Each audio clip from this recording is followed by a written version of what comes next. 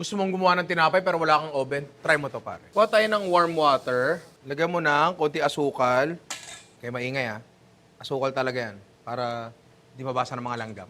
Lagyan natin ng konting yeast. Wala nang sukat-sukat to, pre. Galingan na lang natin. Haluin natin. Hayaan natin mabuhay yung yeast ng mga 5 to 10 minutes. After 5 to 10 minutes, ganyan na may itsura niya. Ibig sabihin, buhay yung yeast nyo.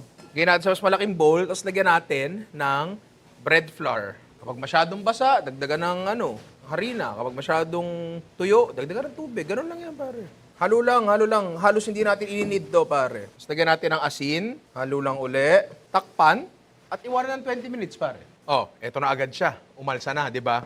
Ngayon, kuha ka ng tubig. Malinis dapat yung kamay mo. Kunin mo yan, babatakin mo, tiklop. Batak, tiklop. Ngayon, baka hindi gumana sa inyo to, kaya gumagana to sa akin kasi high protein yung harinang ginagamit ko. Totoong bread flour. Okay na yun. Rest lang uli natin. Eto na, pare. Alsadong-alsado.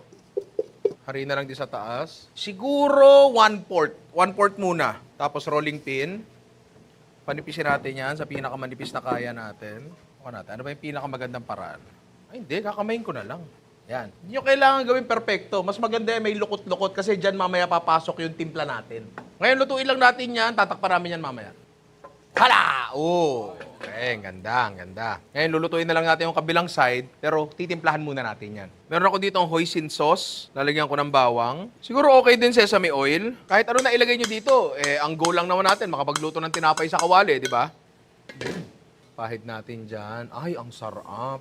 Doon sa mga kulukulubot, yun nga yung punto niya kung bakit natin pinakulubot para pumasok yung mga timpla-timpla. Toasted sesame seeds. Takpan. O, lutuin natin yan. May garnish pa yan. O, mukha namang masarap, no? Tikman natin hanggat mainit-init pa. Silipin ko lang yung puwet. Hop, okay. Luto ba? Kasi baka hilaw. Tira mo. Camera to. Luto. Oluts. Yan, pare. And the perfect bite.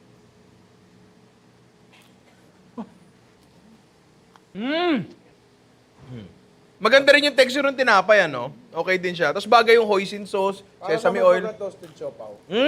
Tama ka. Pwede na kayo magluto ng tinapay ng walang oven, kahit ganyan lang, di ba? Pero alam nyo kung ano ang dapat yung isuot habang ginagawa niyan? Bago design, Ninong Ray merch, pare. Tsaka eto, ang dami nag-request ng buti. Check out nyo na. Tapos, pogi ka na, dapat, mabango ka rin. Perfume please, mga inaanak. I love you.